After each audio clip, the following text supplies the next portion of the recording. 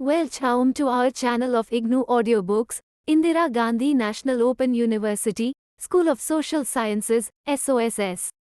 Certificate in Environmental Studies, Case.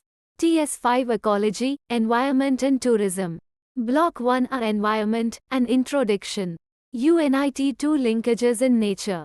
2.1 Introduction. If you are asked to list 5 commonly discussed themes in present times, surely, environment would figure in your list.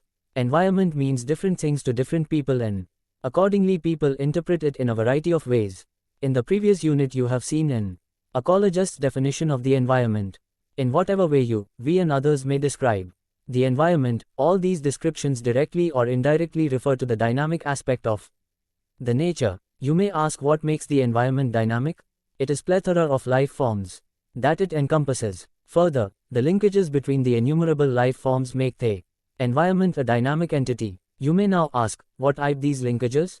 Linkages refer to the relationships between the various components of the environment, and this is precisely what we are going to discuss in this unit.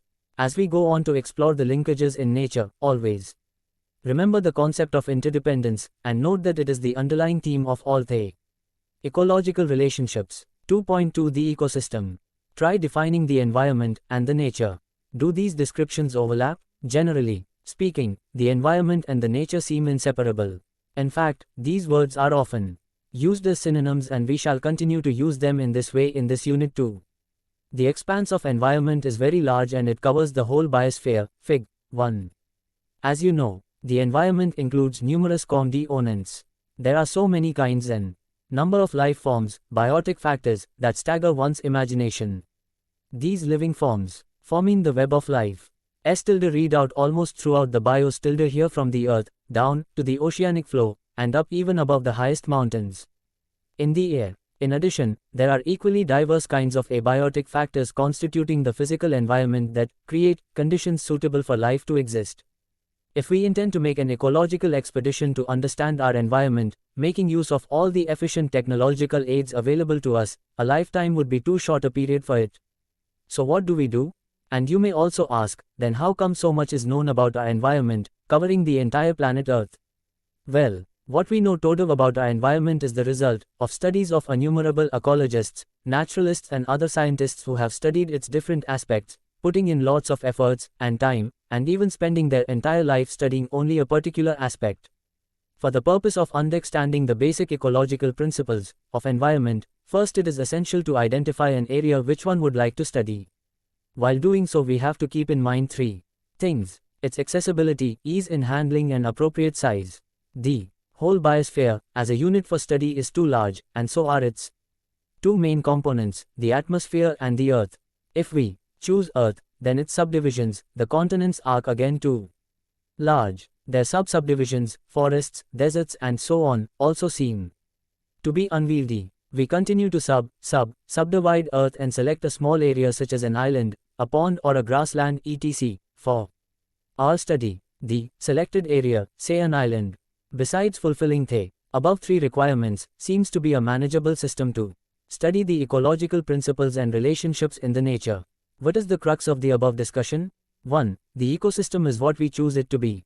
It can be the biosphere, earth, forests, rivers, ponds, islands, wheat field, an aquarium, a jar of pond water and even a rock with lichens growing on it. Ecosystem is, thus, a handy operational term that can be applied at any scale. In tourism, it is often applied in the context of a destination, i.e., the ecosystem of a destination.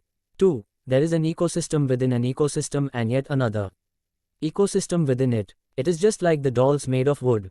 As you open one, there is one in it, which in turn has another, and so on.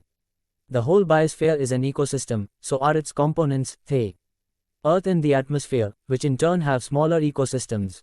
3. The ecosystem is a unit of the nature that is in itself an independent functional entity. 4. The ecosystem is an intricate network consisting of biotic and abiotic factors, connected through complex interactions that arise between the biotic and abiotic components. 5. Ecosystems vary in complexity. 6. Despite the variations in different ecosystems, the underlying basic ecological principles and processes are similar. So far, we have dealt with 2 aspects of the ecosystem. The first, is, what is an ecosystem? Second is, what constitutes it? The third, Fig. 1, diagrammatic representation of biosphere giving a conceptual idea of its external aspect that needs to be looked into is that how does it work? 2.3 The components of ecosystem. We come back again to the example of the island ecosystem that we have identified here for the purpose of our study. From a distance the island appears lush green and full of life. There are tall trees, shrubs, herbs, rodents, birds, butterflies and many other life forms. The ground floor is wood with heaps of dead leaves, twigs and fallen branches.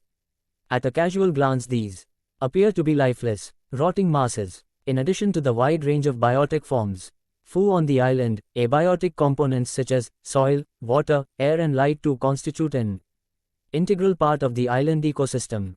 The complex interactions between these factors create conditions suitable for the existence of life. Both the biotic and the abiotic components together form the ecosystem. The living organisms require energy for their life processes and materials for the formation and maintenance of body structures.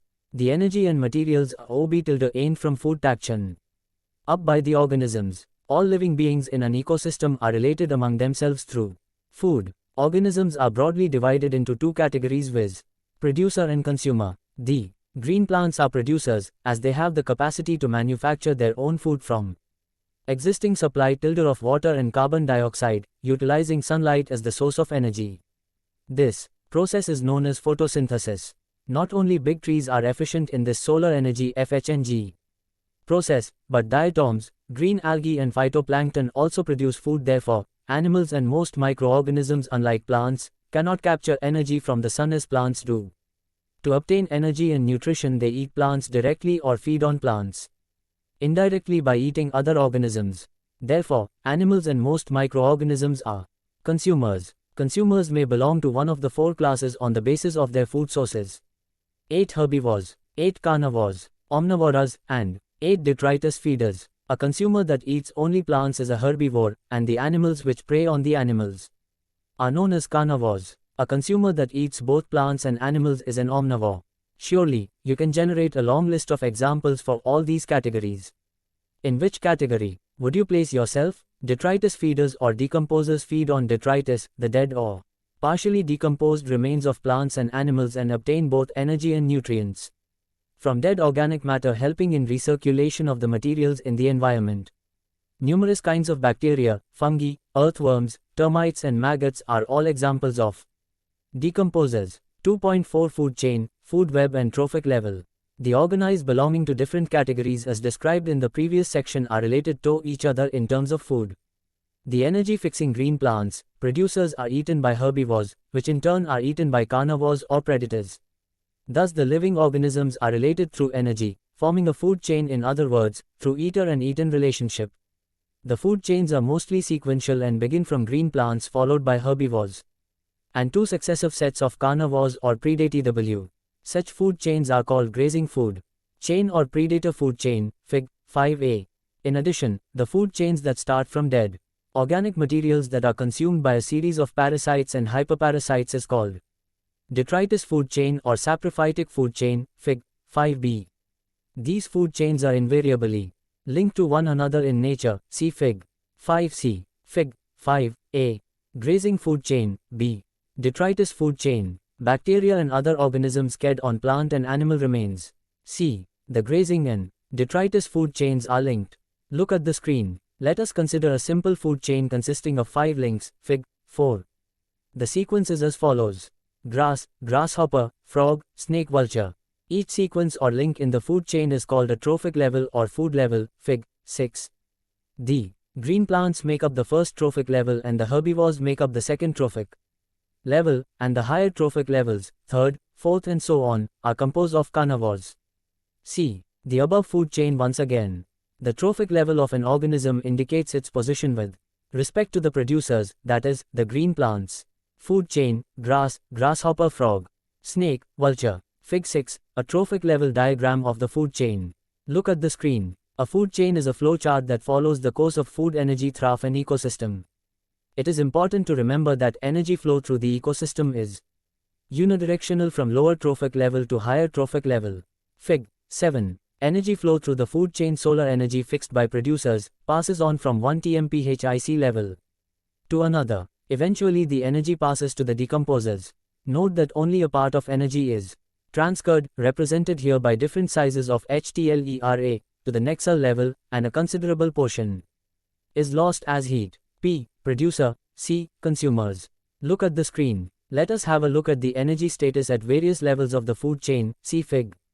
7. As we go along the trophic levels, at each step, a large portion of energy is lost as heat and only a small fraction, about 10%, goes on to the next level. Therefore, the quantity of energy decreases successively at a rapid rate from primary producers to the top consumer. Carnivores. This explains why the food chains have fewer links. After fourth or fifth link, not enough energy is available to support another trophic level. Extending this concept a bit further, in case we want to support more human population on Earth, this could be possible by providing them with vegetarian diet rather than non-vegetarian food. This way maximum energy can be made available as it involves one step in the energy transfer from primary producer, thus minimizing energy loss at subsequent transfers. Figure 8 is the conceptual model of the above discussion on energy flow. FLG 8. The use of vegetarian and carnivorous diet for supplying human population. If on a vegetarian diet 1500 kilograms of plant matter can support 25 people for the same length of line, shown in a LH80, 1500 kilograms of plant matter can support only one person who eats meat, as shown in B. The data given is hypothetical. Look at the screen. Also compare the following two food chains depicted in the trophic level diagram, Fig. 9. In the light of the above, could you tell which of the two food chains can support larger number of people? From the above discussion, you should not be tempted to believe that the food relations in an ecosystem are simple, having only linear food chains. Actors JLLY, in nearly all the natural ecosystems, the patterns of consumption are so complicated that there are many cross-links connecting various organisms. So when the consumers have more than one food source, this results in branching off of food chains. In this way, chains become interconnected to form a food web. Fig. 10. A food web, thus, a composite of all the food chains, giving us a complete picture of who consumes whom. IWKN ecosystem. Food webs represent transfer of energy and nutrients among the organized NLS through the ecosystem, whereas a food chain traces only one pathway or represents one strand of the food web. In a food web, many species can occupy more than one trophic level. They are known as multi-level consumers or omnivores. Humans are good examples of this situation.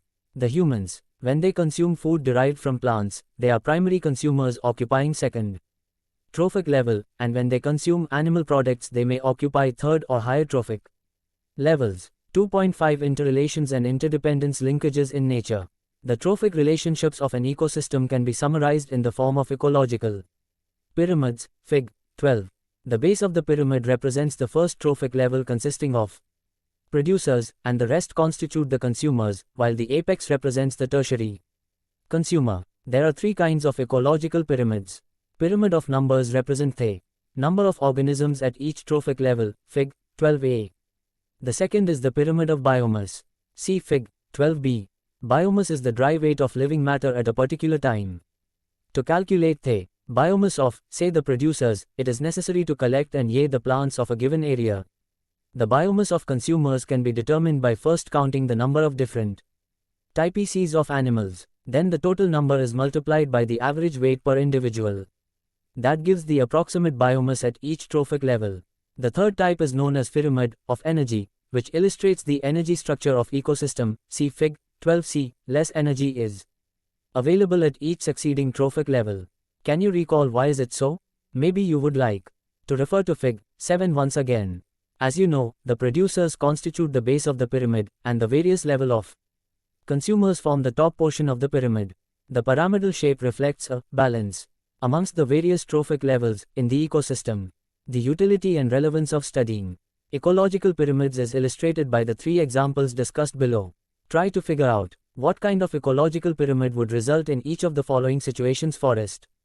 The number of herbivores such as deers, stags, rabbits, 60c will increase, resulting in an imbalance of the entire ecosystem. Try to visualize the shape of the ecological pyramid to depict such a situation. Let us see another example. If large-scale deforestation is carried on in any area, the herbivores which are dependent on green plants would either migrate to nearby areas or those unable to adapt or withstand such a change would perish. Deforestation, in one stroke, drastically alters the habitat and wipes out the food source of herbivores. This is one of the main reasons for the steady loss of endemic primate species which once flourished in the natural forests of our country.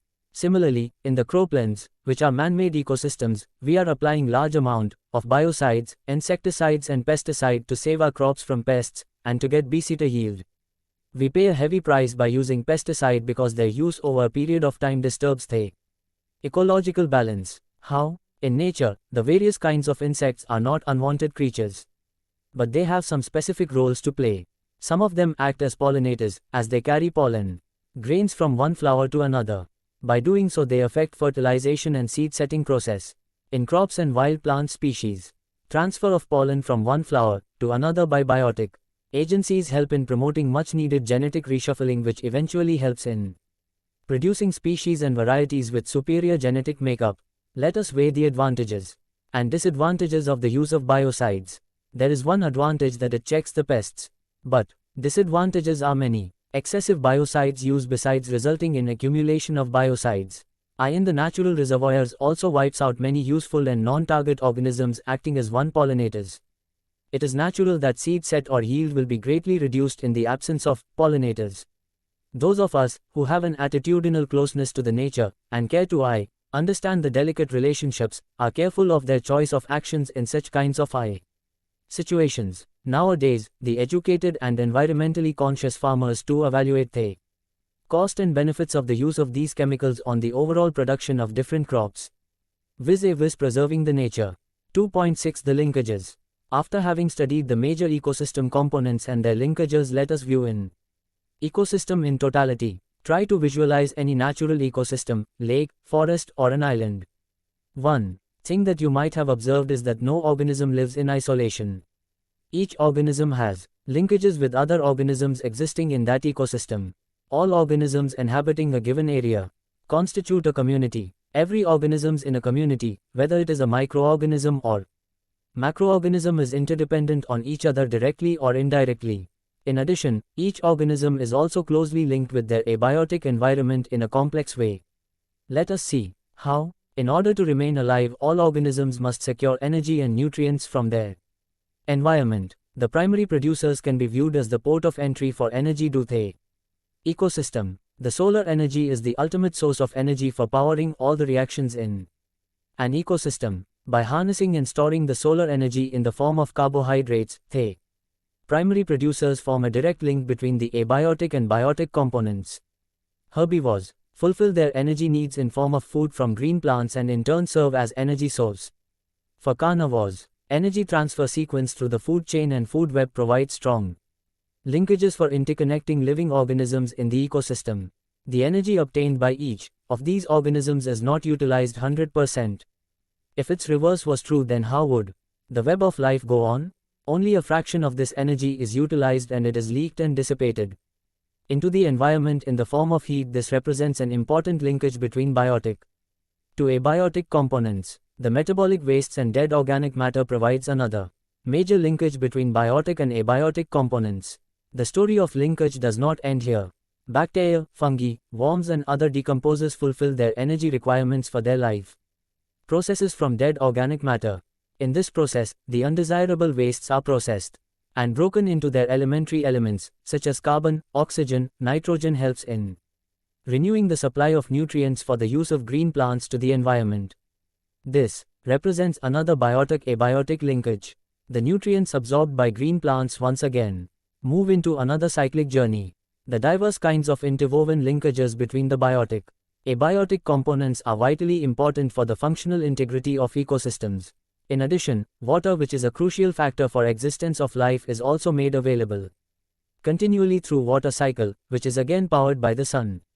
Thus, there is an equilibrium between the physical and biological elements in terms of nutrients and energy. This state is also called natural equilibrium, a term we very often come across when dealing with problems of ecology and environmental protection. We all must, thus, understand these basics of existence on this planet, lest we may unknowingly make choices which would provide a setback to all these processes and eventually the life on this planet. 2.7 Tourism industries attempt to relate to nature. Tourism is gaining importance amongst the various human activities in the modern world. So much so that today, the tourism industry is fast emerging as a major economic force both at national as well as at the international level. You may be wondering why we are suddenly talking on the entirely different issue. Well, this is the central theme of this course, which we begin to directly discuss with you from now on. The environmental basics that you have studied so far should set you to start analyzing the activities of tourism industry vis-a-vis the environment. After all, what tourism is about? Tourism is an umbrella term for all the relationships and phenomena associated with public traveling and visiting different parts of the country, world with certain specific objectives. Tourism involves two key interactive components, the tourists and the environment. However benign the objectives of a tourist may be, it does exert certain amount of pressure on the local environment. How? Imagine, a small group of tourists visits and spends a number of days in a certain area, with a simple aim to watch the beautiful landscape and the wildlife. The bare minimum tourists' needs, accommodation, transport facilities and service infrastructure need to be taken care of. All these activities along with the behavior of tourists do exert certain pressure on the environment. Our attempt, therefore, should be to anticipate such likely pressures and leave enough scope for the environment to recover and regain the original status after the tourists moved out from that site. You should realize that this should not remain at the philosophical level only, but it should generate a deep environmental concern in you. The interaction between tourism and environment should be viewed as an important consideration in designing conservation and protection of the delicate balance of the nature. When we say so, it does not mean that for the first time any attention is being paid to this aspect. People associated with the tourism enterprises have felt some of these problems in the past, and many tourist impact studies have been conducted. Such studies have highlighted the adverse consequences of tourism-related activities on the environment.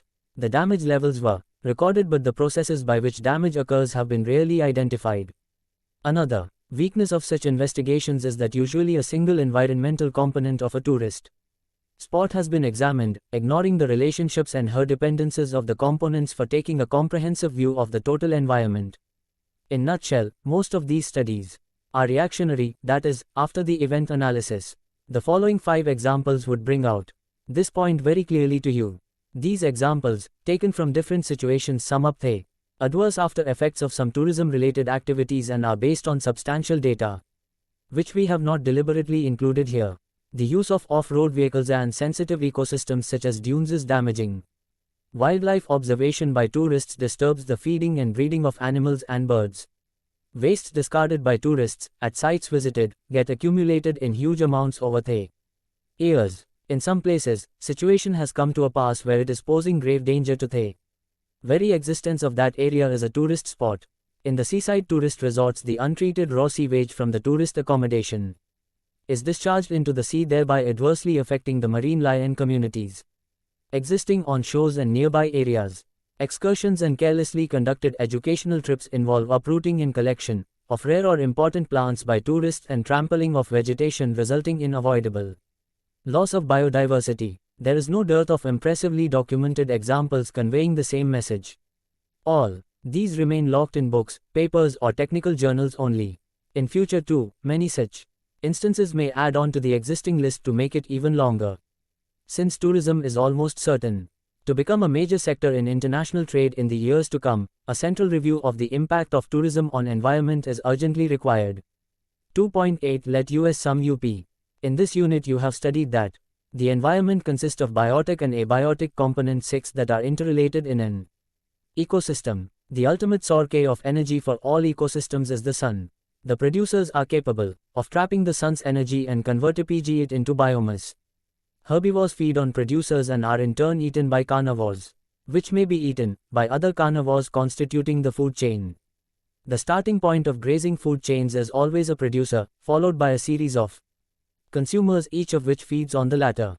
Detritus food chains begin with dead organic matter that is consumed by decomposers, like bacteria, fungi, as well as various soil animals. Each level in the food chain is known as a trophic level. Ecosystems generally have a relatively large producer base with successively smaller numbers of herbivores, carnivores, and top carnivores. Energy flows through an ecosystem. Trophic levels, food chains and food webs track the flow of energy. Each time energy passes from one trophic level to the next, about 90% of the energy is lost and only 10% is incorporated into the body tissues of organisms of the next higher trophic level. A biotic community represents interacting populations of organisms in an area. The organisms are interrelated in a variety of ways through interlocking food chains forming a food web. Because of this interlocking, changes in one part of the community can have system-wide effect. The trophic relations in an ecosystem can also be represented in the form of pyramids, of number, biomass or energy. All the biotic and abiotic components are linked to each other in an intricate manner. It is important to understand the linkages in the nature to avoid disruption of the nature. Thank you for watching. We will see you in the next video, with next chapter.